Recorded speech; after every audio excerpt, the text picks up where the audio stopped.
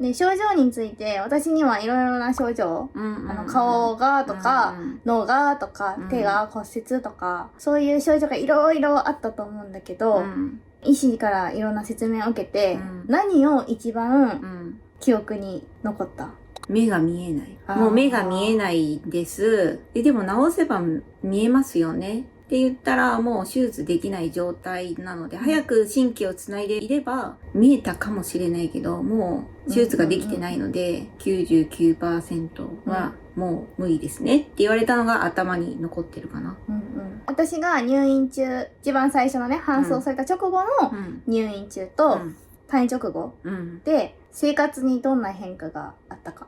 入院中は正直会えてないの、本当に。コロナの影響で会えなかったんだよね。会えなかったし、本当に入院中2、3回しか会ってないと思うんだよね。入院中のことはあまり聞いただけで分かってなくて、退院するのもタクシーでじゃあちょっと帰ろうかって言ったら酔うから嫌だって言って、あ、そっか、じゃあどうする？歩けんのって言ったら、歩けるって言って、でもやっぱりこう、駅に行くのも手すりがあるところをこう持ちながら、じゃないと平行感覚が、だって初めて外に出たんだから、平行感覚がつかめないから、私がこっちに反対側に行って、はるかがこう手探りながら登ってって感じだったよね。酔うはマジで酔ってて、病院のエレベーターだけで酔ってたの。だし、リハビリもしてたから歩けるっちゃ歩けるけど、なんせ10キロぐらい痩せちゃって、筋肉も落ちちゃってたから、ガリガリのヘロヘロのおばあちゃんみたいな。駅まででもタクシーで帰ったよね。駅までタクシーで、本当は帰り全部タクシーで帰ろうと思ったのね。それが多分酔うって言って、駅までタクシーで行って、そっから電車で20分ぐらいなんだよね。20分ぐらい乗って、座って行ったのかな。ゆっくりだったけど歩けたよね。そう、気合で。それはすごいなって思いました。普通じゃないと思います。リハビリ始まった日から1キロぐらい歩いてたの。普通じゃないと思う。現在、今娘に対して一番感じていることは何ですか？治療をよく頑張っている。今もやってるからね。言うことないよね。頑張り屋さんっていうだけで、もう私は見守るしかないなって思って、元に戻れれば少しでもみたいな感じですね。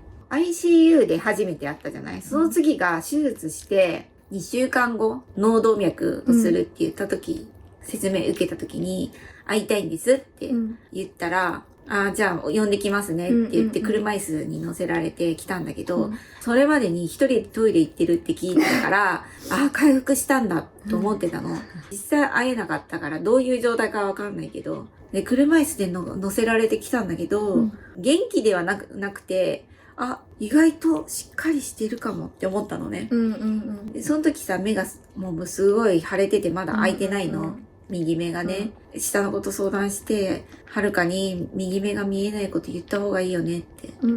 もう見えないって言った方がいいよねっつって、すごい話し合って、で、その日に言うことにしてたのね。はるかって言って、右目がもう見えないんだよって言ったら、しか言わないのね。私たちが話しかけたことに、しか言わなくて、大丈夫かな、分かってるかなって思って、でも後日、また、目って開かないのとか、右目って開かないんだけどこのままとかいう LINE が来た時に、あの話で全く覚えてなかったんだっていうのと、なんか、心配してたのが、トイレに行ってるって聞いたから、自分の顔を見てショックで死にたいとか、思うんじゃないかなっていうのが、すごい思ったの。下の子も、美意識が結構、兄弟であったから、鏡見て、死にたいって言ったらどうしようとか、そういうこと話してたのね。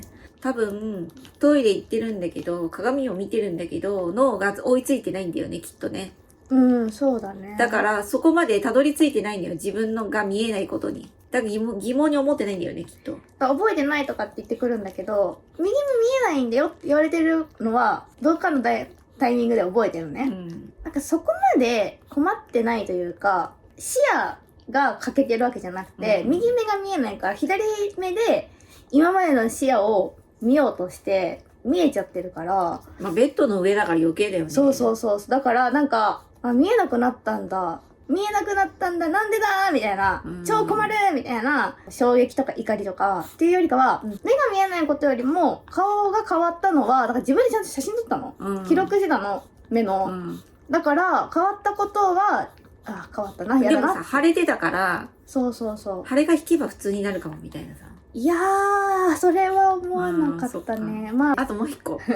体調の面ではないんだけど、なんかね、性格が変わったかなって思ったことがいろいろあって、なんか脳のせいかなとか、だけど実はなんかいろいろ調べたら、右目が見えないのは障害者にはなってないんだよね。結構左目が見えるから、障害者ではないんだけど、右目が見えないことに多分納得してないのよ。直後は。分かってるんだけど、弱音も吐かないんだけど納得はしてないの。だから、周りの人に攻撃的になるのね。優先席に座ってる人を見て喧嘩売ったりとか。売ってはないけどね。ちょっと言っちゃったりとか。座らせてって。そういう、まあそれだけじゃなくて、言動とか聞いてて、これはちょっとやっぱ自分で納得してなくて、戦ってるんだなと思ったの。で、ネットで調べたらやっぱそういう人もいるって、急に障害になって事故で障害を負った人って、精神的にもそういう言動が変わったりとか、攻撃的になるっていうのがあるんだって。と、だんだん普通に戻ってった。気持ち的に。私から見て、事故前のはるかの性格にこう近づいてったって感じかな。まあね、2ヶ月閉鎖的なね、ところに、面会も当時ほとんどどの人もいなかったし。もうね、元気なね、YouTube のね、はるかだけを見てたらね、他の人はその苦労がわかんないと思うんだけど、本当に大変でした。はい。それは言いたいよね。そう。弱音は吐かない。もう絶対今もね、見た目普通だから、なんともないなって思うかもしれないけど、不快感はいっぱいあるのよ。私たちが感じてないところで、もう常に一生その不快感と付き合っていかなきゃいけないわけで、ね、右目だけじゃなくて、顔の半分の感覚がないとか、そういうところも含めて、まあいろいろ。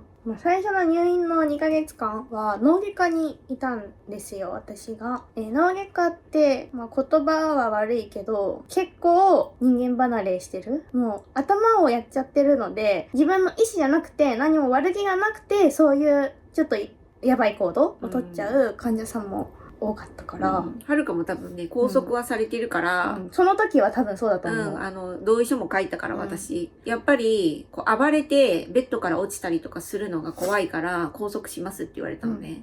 脳の病気とか、そういう怪我を負ってる人って暴れる、無意識にね、暴れちゃうからっていうので。拘束されてる時は記憶にない。けど、その元気になった時はもう拘束はされてなくて、自分でトイレとかも行ったりとかしてたから、なんだけど重症患者ではあったから、重症患者の部屋にいたのね。だから私はなんか一応意識があって、ちゃんと自分の足でトイレ行ってとかしてるんだけど、大部屋だから私以外のみんながなんかもう超やばいみたいな。まあそれも多分辛かったかなって思いますね。